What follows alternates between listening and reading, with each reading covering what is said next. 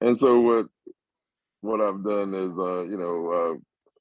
Councilman Reeves had asked me to look into some things like what they call the shot spotter, which is this technology based um, systems that can be deployed throughout municipalities to determine what is a true gunshot as opposed to a car backfiring or firecracker or whatever the case may be.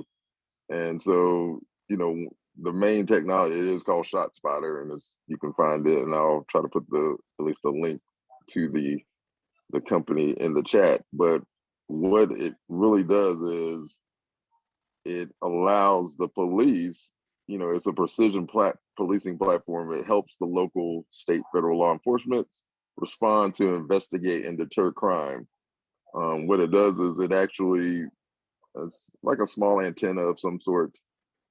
And when it hears that sound, they have, I guess, made a database of different sounds as well as firearm sounds, and it can pretty much almost detect what type of firearm was used based off that technology of sound waves and knowing the inflections of the sound going across air and things of that nature. And so, with that being said, it gives the officers a more precise policing in that the agencies can now just more accurately know, like, okay, I know on Buffington Road at, say, Royal South, hey, there was a gunshot. It can actually deploy information back to the police department to know, hey, we just had a gunshot right here within this area, and then hopefully more officers are headed in that route once they've heard it, that they can actually catch the person or catch the perpetrators, or at least have better eyes on the perpetrators from that standpoint. Just to give you an example, like I said, City of Atlanta used it, I think probably about a month or so ago. They have it in certain parts of the city. It heard a gunshot, like I guess in a residential area. I want to say in the old Fourth Ward, but I could be wrong. Needless to say, the police officers were deployed fairly quick, that they actually caught the suspect and found and saw where the gunshot person, found the person that was shot with the gun, with the bullet. And before they started getting, of course, all the 911 calls, they were already en route and kind of deployed to those locations. So it enables rapid precision police response. The gunfire improves the evidence recovery because, again, it allows for them to kind of know what type of weapon we could have been used. I mean, it's probably not going to be to the exact T, but at least, and then it gives them a proactive impact on gun violence, because now, I mean, unfortunately, or fortunately, I guess, cameras, all that kind of stuff deployed, it can deter crime. It's not going to stop it. So with this type of technology, now when people are out and about, they may be more or less inclined to just fire weapons randomly, things of that nature, because they're like, oh man, I can, potentially be more easily identified in that process. But then it, is shown to improve the case clearance rates for police officers for all crime types. Um, let's see, it's it can give them some more leads into cases and things of that nature, and then it can allow them to streamline their case management process.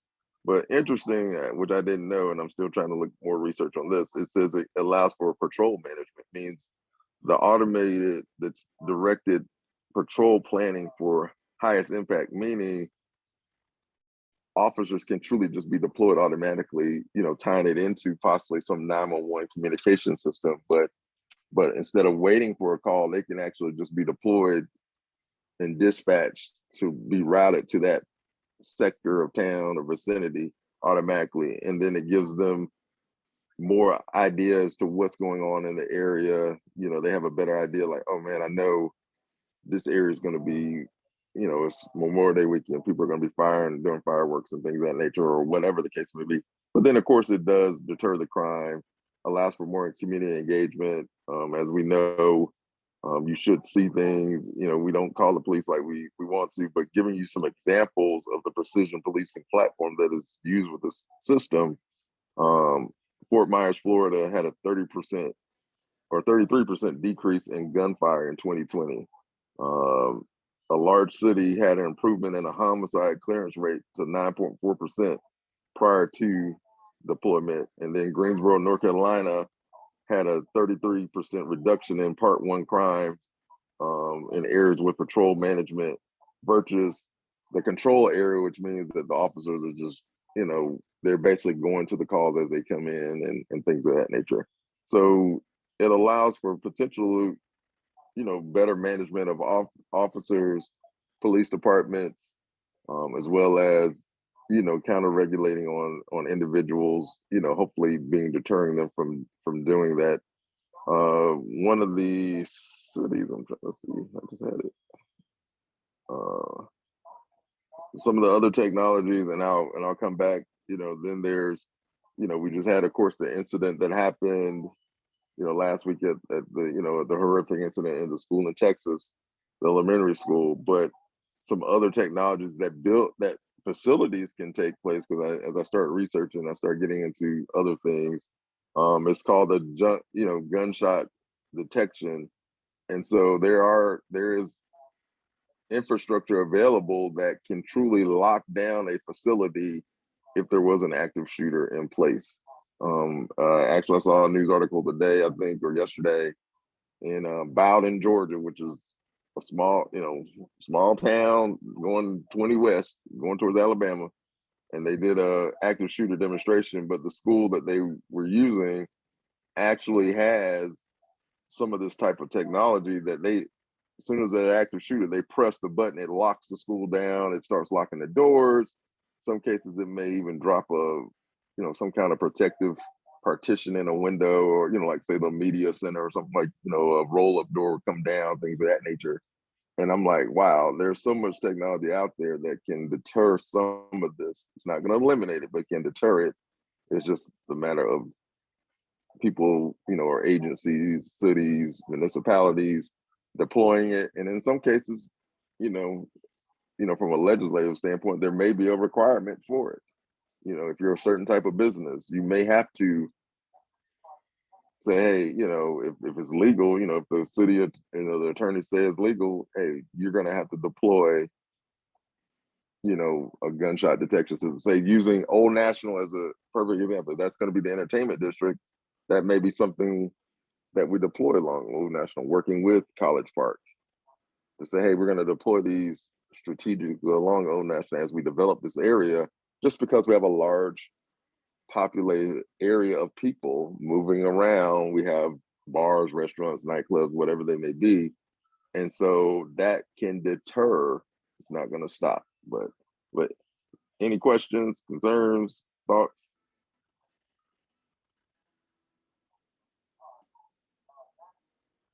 I have one. You started saying part one crimes, and I don't know what that means. Oh, okay. And forgive me, it's been a while, but part one crimes. So the FBI has a standard, and part one crimes, and I can pull it up because it's a bunch. It's like different offenses. It's not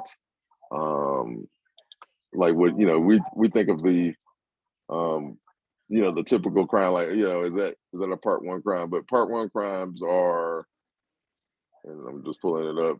This is from the University of Southern Cal, but it's an FBI standard. Murder, negligent manslaughter, aggravated assault, burglary, arson, robbery, motor vehicle theft, of course, rape. Those are like part one crimes, incest, things of that nature. Part two crimes are usually your drug and alcohol type issues, weapons.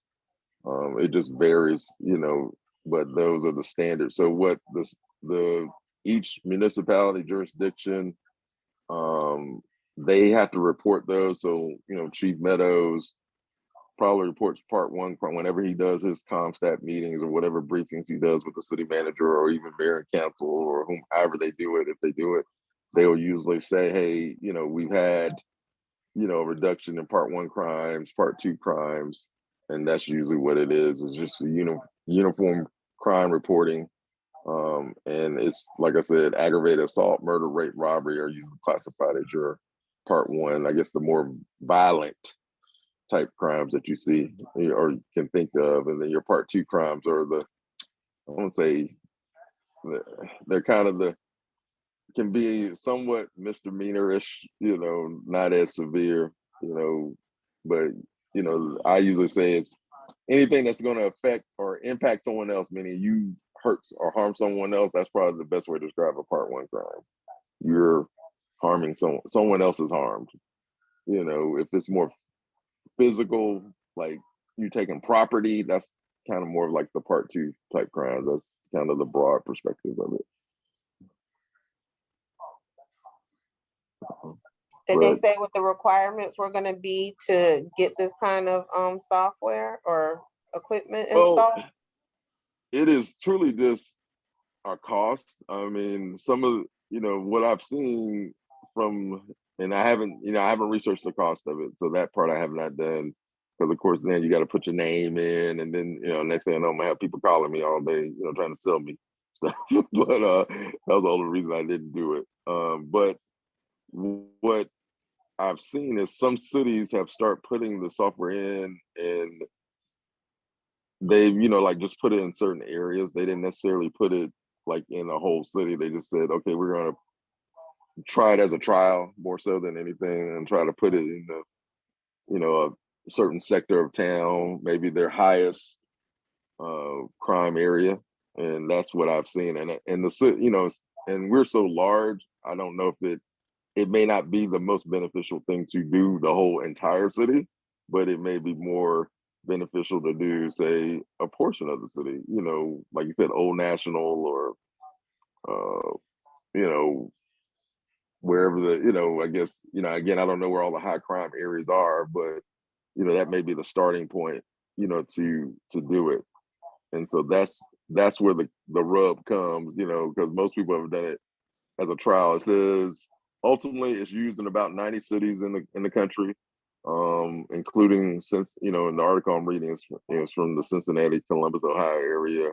It uses, the technology is using a combination of sensors, algorithms, artificial intelligence to find gunfire in real time. So, it breaks down its technology into, more or less like three little, like three or four little sections. It says, well, three sections: detection and location. So, then it classifies and notifies. And then, it kind of gets everyone kind of looking in the same area. So with the detection and location piece, the software will filter out the background noise, such as traffic, wind, listens for sounds that have gunfire characteristics. Then, those are called pulses. And at that point, the sensors detect the pulse. It extracts those features such as, the sharpness, the strength, the duration, the decay time, which is, just the time for that sound to keep traveling, that way, if you remember from physics, sound is sound waves, of course, but that's the best way to describe it. And if at least three sensors detect a pulse believed to be a gunshot, the sensor sends the data to the cloud servers, where the technology determines a precise location based off the time difference of the arrival and the angle of the arrival. So again, it gets into physics and just sound waves and sound travel. Then from the classification standpoint, the algorithms start to consider the distance from the sound source, the pattern, matching, and other methods to classify the sound. So that's where it gets into what type of sound it is. And then, at that point, the machine classifies, and classifier compares the sound to the database, as I just mentioned earlier, of known gunfire and other community sounds to determine if it is gunfire. And then it goes on to classify if it's likely gunfire. The incident is sent to some experts in spot shooters incident review center for additional analyzing, but is then published to the police or dismissed. So if it hears something and says, hey, that's not an issue, then it's not a problem. It says notifications are triggered once an incident is confirmed as gunfire. Gunfire alerts are push to the spot shooter to the mobile. There's an app, there's a desktop version, browser apps. And at that point, they said, usually within about 60 seconds, they can have a determination of what it was, if it was gunfire, and have it, I guess, deploy it out to those folks. So hopefully that answers your question. But those are part 1 crimes, part 2 crimes as well. It does. My next question, do you think it's gonna be a big learning curve?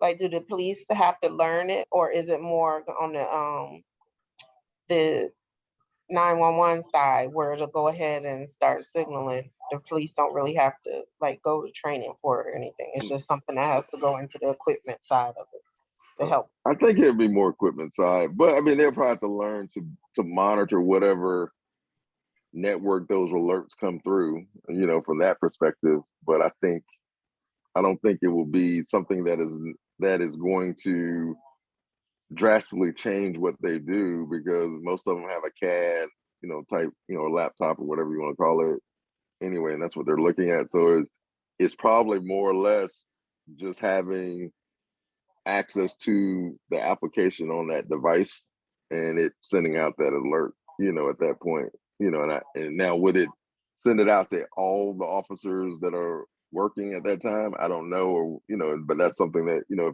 if the city gets it and decides to do something like that, or the chief, his protocols or whatever his procedures would be, it may just send it out to certain sectors. But my guess would probably be that, they would probably send it out to everyone, just, because it's gunfire, but that's just my thinking. But they may not. They may say, okay, let's only send it to the officers in that area first. And then if we need to deploy SWAT and all this other stuff, let's alert them after the fact. So, as they approach the scene. So yeah, it seems pretty, the technology is there. I mean, that's something that,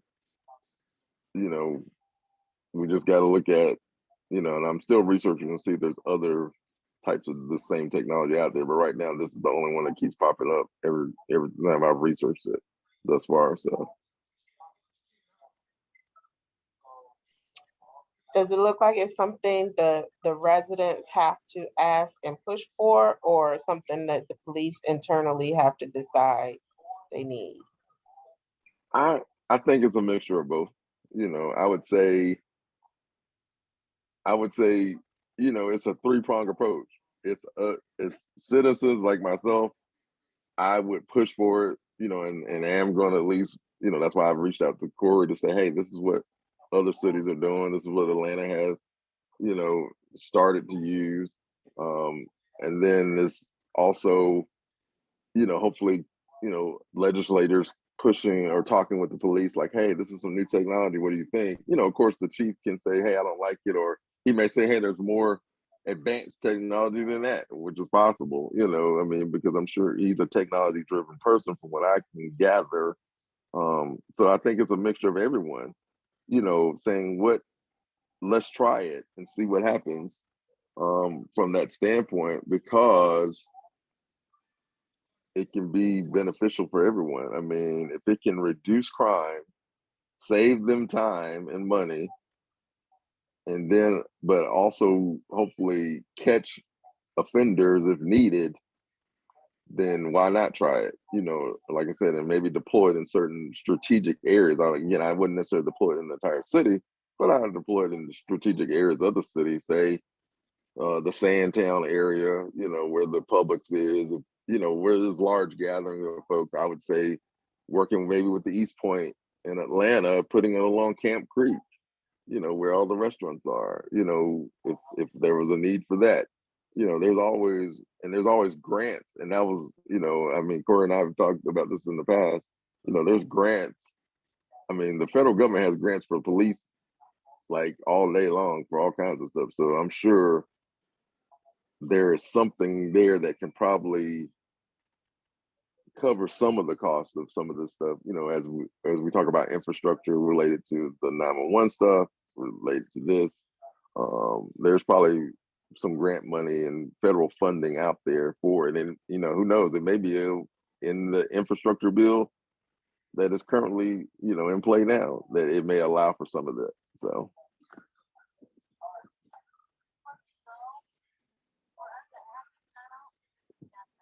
I think that I don't think that it's um, a limited issue of having the grant funding. I think sometimes it's the way it's funneled down.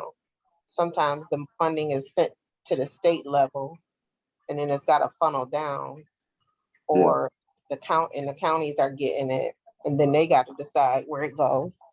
I think that's sometimes where the problem occurs. But when you go to them, then the cities have to ask for it, or the counties have to ask for it. And then if they don't, then it never goes to them. Sometimes I've no, you're seen that. right. No, you're correct. I mean, what the Bible say, you ask not because you have not because you ask not, so you gotta, so that is true. But also, I mean, like with with that being said, like I said, the law enforcement side of the federal government, the Homeland Security and all that, I mean, like I said, there's countless grants and funding available for all types of stuff. I mean, they could get funding, I mean, for all kinds of training to equipment to, I mean, and it's just a point of, do they have enough time to apply for all those grants and of course wait for the process to go, through whatever, like you said, through the state, federal, local, whatever, whatever the process. And that's usually the red tape factor, you know, but if it's something that you really want, then you usually try to wait it out, and let it go through. But most agencies don't. I mean, I've only seen maybe one agency that has someone that's like that's all they did was like work grants, for the police department, in the city. And that was in my prior jurisdiction in Sandy Springs. They had a grant administrator, and that's literally what she did all day for grants for police, fire, public works, whatever, that's all she worked on was grants. And which, helps, the bottom line of the city in some point. You know. So yeah, you're right. I don't know, I think it's a good idea. I think it's something that we should look into. But I think it's gonna take us not necessarily bugging our legislators, but at least just presenting information out to them. Like I said, I just, Councilman Reed know me. I text him stuff. I say, hey, look at this, look at that, and he can look at it and take it or not, and I don't take offense to it. I'm just like, hey, here's something you may want to be, you may be interested in. And, I let him run with it because that's what his role is as a legislator. He may say, hey, no, we're not looking at that, or, and that's fine. I'm like, okay, I mean, you run the data, y'all are involved on the stuff that I don't see. So and I think that's where we have to be as citizens engaged enough to sit there and figure out what other places are doing, because this crime, everything that we do as a city has already been done by someone else. Everything that we experience as a city, for the most part, has been experienced by someone else. So when you learn from those experiences and those other individuals, but also you can take and borrow. I mean, and say, you know what, let's try that, and see if it works. It may not work for us. We may have to modify it because we're a little different. I had a conversation with them earlier, in like the north side of town, the infrastructure is there. I mean, they have interest, they have almost, fiber optics and cell towers everywhere and stuff like that. And the people didn't like the cell towers. I can tell you that much right now. But that's the whole thing. When the person said, yeah, we need, when the 911 person said, we need more towers, that there's nothing wrong with that. And I do agree with them. But on the same side of that, y'all, as a citizen and as a person that works in government, I know what's going to happen. People are going to complain about those same towers because most of those towers are a cell tower that can co-locate. So now and co-locate means that you can have AT&T. That's what they do. They lease the space. Like I own the land. T-Mobile comes to me and say, hey, Mr. Fair, we want to put a tower behind your house. We're going to pay you $10,000 a month. Okay, cool. for the next 20 years or whatever. I'm like, all right, cool. So they put the tower up, you know, it meets all the zoning. They put the tower up behind my house. Next thing you know, AT&T comes and says, hey, I want to put my antenna on your tower, and they pay T-Mobile, whatever, 5,000 a month or whatever. Then Verizon comes on, and then next thing you know, they of course start giving me more money, but next thing you know, you got a tower with like 5 different type of antennas on there, police antennas on there, or this, that, and the other. So that's where, and people don't like to see that. So now that's where you get into the, and that's why I was like, ooh, I think he started talking about towers. I'm like, that's going to be a interesting conversation, because public safety, or do I want a bunch of cell towers in my community with these different antennas on them that may create potential alleged radiation or cancer because they're so close to, to people, and, just, damage the environment, so it's interesting. Gonna be an interesting conversation in the next, year or so, as this progresses. But there's ways, there's opportunity there. I guess that's what I'm saying. So,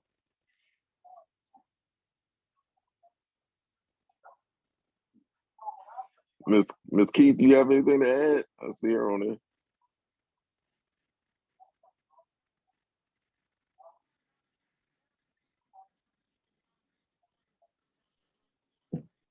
Oh, yes, I'm here. No, I said, you have anything to add for you? Because I think, if I remember, you're like, what, the IT person too as well, correct? Oh no, no, I'm not IT. I just double dabble in it when I was working, but thank you. But, No, what you're saying is very interesting, and seem like, you know, I would say that some of the, I don't know if that's just to say that we're, a lot of the cities, maybe they're behind, or maybe they never, they don't think of this, or they should have been thinking about this, with all the shootings that have gone on, you would think. I mean, it's, we're living in a different world. I mean, a different time period. Yeah. And I guess we just have to, and it doesn't help that we have, I'm definitely, I believe in people having their, weapons and all that. I'm one of those. I do believe in that. You should protect yourself, your family. But on the same side of that, we have so much, I mean, I could go into a long debate, diatribe about it, but really the issue becomes, I was having a conversation with someone the other day. It's really, we have a real issue with mental illness in this country, and we don't fund it appropriately. And that's, people do not know how to resolve conflict from a non-aggressive manner, period. It doesn't matter white, black, male, female, it doesn't matter what nationality. People are so quick to, they don't get their way, they get upset. And then part of that is because we come into a society where we want information, we want answers quick. What do we have? A cell phone. I go in there, I can Google something, and man, we want short bursts of information.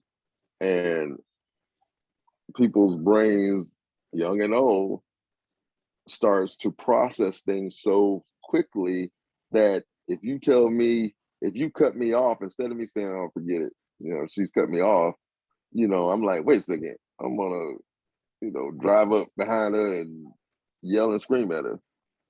I mean, but they don't have that, we just have lost that true way of understanding. And then with the mental illness piece, everyone, I mean, I go, I'm one of the associate ministers at Elizabeth, and our pastor was preaching Sunday. 1 in 5 individuals has a mental challenge in this world, in this country. 1 in 5. So we can count in your household, if 5 people want, somebody probably got something going on. Neighbor, whatever, work, whatever. And so what does that say? That we haven't truly, we've done a disservice to the general populace of providing mental illness, which could deter and reduce some of these crimes that we see committed, because people have a better understanding or reasoning, have better faculties to reason with. And that's the, you know, to me, that's my whole thought process, is that most people don't, they just don't reason well. I mean, they're quick to be angry about something and try to retaliate instead of just like, you know what, let me walk away. You know, I mean, I learned at a young age, I'm too big. My dad was like, you 6'2" and 15 years old. He said, these people will shoot you, boy. He said, don't get worried about somebody cutting you off and flipping the bird for what? He said, they'll shoot you because they think you're a grown man and you're not. And I said, yeah, you're right. And so I learned, like, no, okay, it's not that deep. You know, let me, I want to see another day, so I'm not gonna sit here and argue with you about something that trivial, you know. And I think that's where we're missing.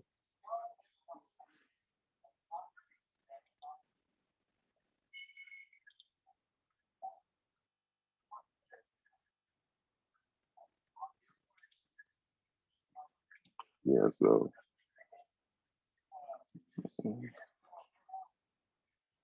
but but I'm not sure. I just don't know. But I mean, if there's any other technology, any other concerns they'll have from a public safety standpoint or 911 standpoint?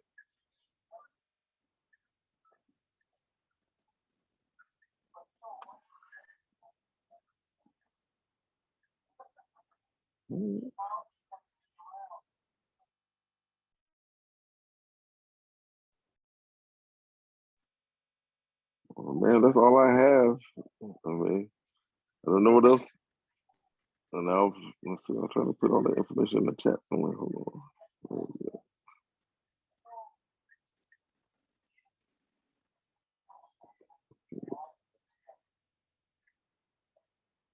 Oh, you just said you were gonna put something about the shot spotter. Yes, man, that's what I'm doing now. I'm trying to find the chat, but no, there it is.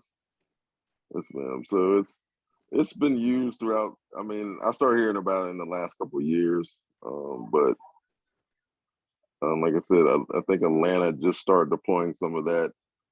Um, you know, I'm with, you know, Councilman Reeves. I do believe technology should be used to everyone's advantage.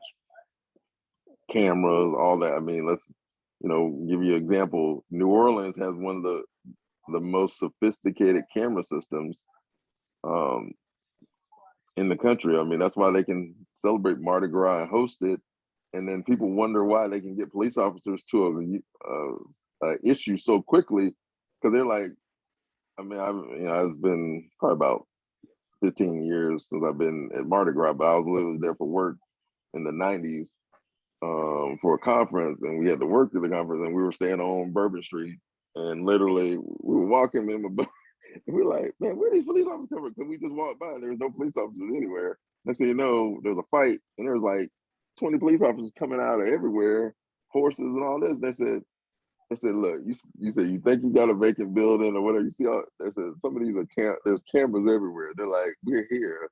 You just don't know that we're here. But they said we're stays at different locations and different buildings. And I'm like, geez. And they said that's why we really don't have, you know, serious issues. I mean, not to say stuff doesn't happen, but it's usually very mild as opposed to what could happen with, you know, people drinking, you know, with uh, all that kind of stuff. So yeah. And Atlanta's doing the same. I mean, they're getting there too with the cameras. I mean, of course, London, if you ever been there, they have the best, probably one of the best camera systems in the country, in the world. You know, from a safety standpoint. I mean, you know, and we're actually, I mean, I have a quote today. I'm trying to get a quote from my city hall where I work at, because we're trying to get facial recognition cameras. So we'll know who's in the building based off their face, you know, not just, you know, from the standpoint, you know, just to, you know, from a safety standpoint, but, you know, just to know, like, if somebody's there after hours, we know that is such and such, you know.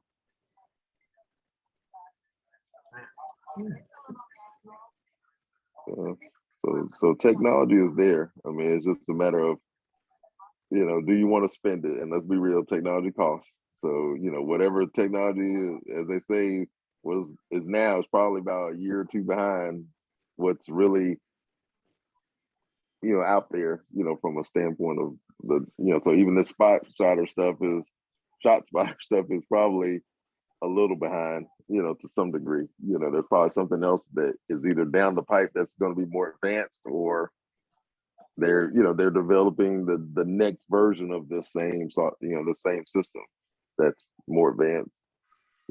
I wouldn't be surprised in the next 10 years you'll see it where it'll probably be able to see, you have technology where it can truly know that this person has a gun, how, everything, know their face, facial features, or, all that kind of stuff. And you'll be like, oh yeah, came from there.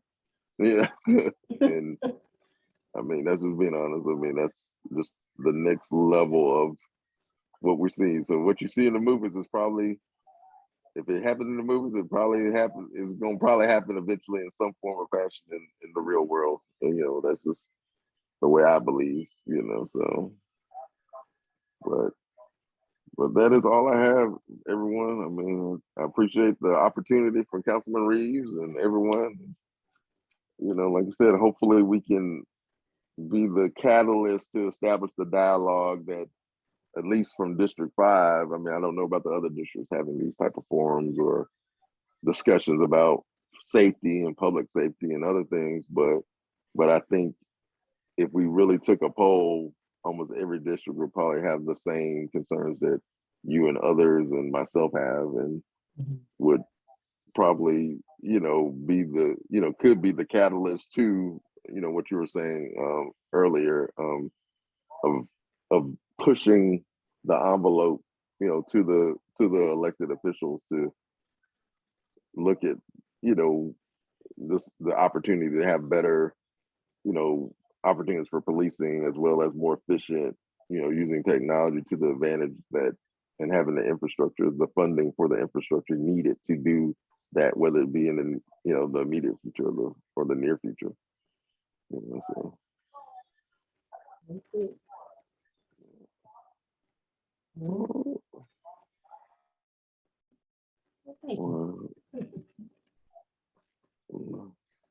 Definitely thank everyone for your time. Let's. I don't know if Councilman Reeves or his team have anything to add or say, or announcements or anything like that. Definitely want to afford them the opportunity if needed. So this coming Saturday, District 5 and District 6 are going to be combining to provide a senior health fair with Kaiser Permanente. It's going to be 10 to 2 p.m. at the Burdette Gym, including lunch, a chef, a nutritionist, and then different organizations that provide services to the seniors and elderly and disabled, and different agencies and organizations will be providing information, health information to them. We'll also be having the Kaiser mobile vehicle that'll take all their different vital signs will be there as well. So I hope everybody in the area gets a chance to come on out. Also, for those of you who want to start a business, have already started a business and need to update their business plan, we have a business plan class starting next week with Facts to Thrive. You can go to their website, factstothrive.org, and go under the small business to register. And then again, we also have the monthly CPR class on Saturday once a month. So that is also out there, that we're trying to make sure everybody is able to help in an emergency. 1 out of 10 doesn't know what to do. I mean, only knows what to do. And on average, you can have up to 10 minutes for an ambulance to arrive. And they're saying the body is breaking down by the minute. And so almost by the time the ambulance gets there, they may not have been able to save them. Someone needed to be there as soon as it started. As soon as the person, was unable to breathe, and keep them going till they get there. So a lot of times people who don't make it could have been saved if someone knew CPR. So that's why we're pushing for everybody to learn CPR. You never know who's going to be around you. So if you know someone that doesn't know CPR, ask them to learn it. That is the biggest main announcements. I'll have more by Monday. Our next speakers, we have a full house next Monday. Councilman J.C. Sebastian from District 4 will be on so that y'all can get to know him. We'll have the animal control is coming, and code enforcement is coming, and our officer for District 5 from code enforcement is coming as well. So we'll have a full house Monday. So we might go over a little longer since we have so many people coming. Okay, that sounds fun. They gonna be ready for it. Well, y'all let animal control and code enforcement know that they're gonna have probably a lot of people asking questions about specific issues. I guess more We not necessarily did, and he said but- he was aware of it and he was prepared. So I said, okay. Okay. All right. I promise like you, this. Councilman Reeves asked me to make sure he was aware, and I said he said he was aware. Okay. So I said, okay. Yeah, because now who's coming from animal control? Just like an officer or like a supervisor, or do we know? I don't know his exact title, but I think he might be a manager. I will go back No, and that's check fine. his actual title. No, that's fine. I know sometimes because well, I know the Because last time I talked. they don't normally let the general employees speak for the office. So Yeah, that's what I said. I thought was probably a supervisor, but I haven't talked to them in like 3 or 4 years. But I know they, I mean, that's a tough job. That's all I got to say. That's one I definitely do not want because, I mean, like I said, and oh, just to let y'all know, in my neighborhood, I saw a fox yesterday morning running. So just be careful if y'all live, where there's a lot of woods and stuff like that, behind your house, vacant houses, places like that that are unsecured. That's where they like to stay. But I mean, it ran away from me. It was running across the street behind my neighbor's house, but it ran towards one of our detention ponds that is wooded, but it's clean now. But that's but it was about 6 in the morning. I was like, "What is that?" And I said, "Oh, it's a dog." And I was like, "No, not that fluffy tail. They ain't a dog. It's like, it's not a dog." So I guess his thing was, "Hey, I see you. You see me. I'm going this way." And that's exactly where he went. He went running behind my neighbor's houses that back up to the detention pond, and there's woods behind that. So I mean, he's probably back in there somewhere. But I had to tell some of our landscapers just to be careful because I'm like, if they're out there landscaping those areas, they may run across them. So yeah, so it's Miss Keith just reminded us that tomorrow is National Donut Day, and to stop by Krispy Kreme to get your free donut. Yeah, that's a good idea. Thank you. When I get over there. Get the sugar on. I'll do that in the morning on the way to work. And also, they're starting Food Truck Fridays on Old National, first Fridays of each month. Tomorrow. We're at. Bloody Vegan is gonna be there. We're Yes. at though. What Hold on, let me pull up the actual address. Hold on. Yeah.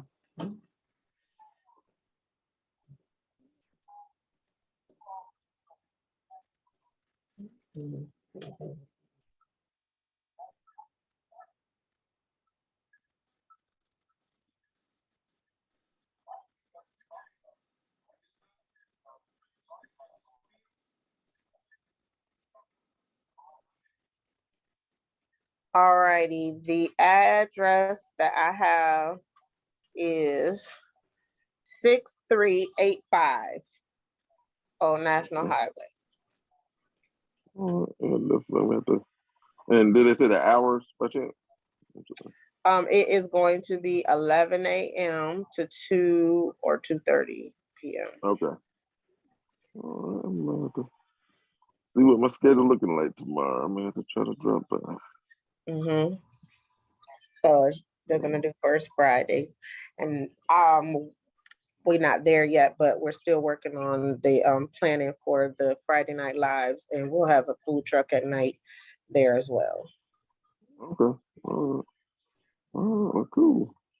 Mm-hmm. Well, definitely. Thank you. We appreciate it. Like I said, definitely tell people, I said, I appreciate Corey having these conversations. I don't know if the other district council folks do this, but I think it's very informative. One, having little Monday night dialogues, and I'm sure, and then, of course, trying to find answers to people's questions and solutions to problems. And sometimes, it really does take just everybody putting their heads together, because your experience may be something that you can answer the question to. I may experience something I can answer a question to. Next thing you know, we have a plethora of possible solutions to a common problem. And then it's like, wow, we didn't need to go pay a consultant, through the city to go solve this issue, or at least start the dialogue to solve the issue. And that's what I do appreciate. And I'm trying to get, even where I work at, trying to get our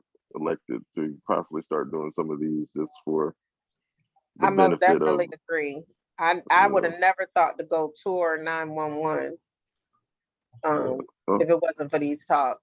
And some of the information that comes up in here is some things I never knew to pay attention to or think about as a resident here. So I agree. Yeah.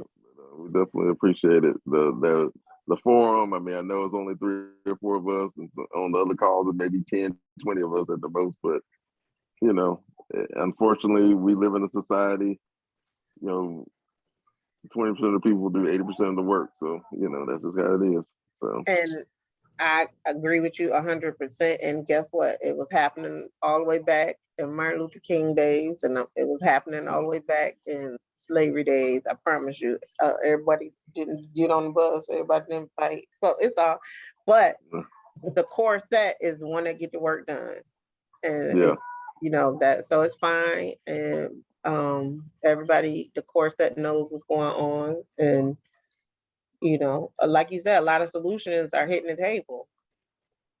That's correct. That are funneling through the way things are happening.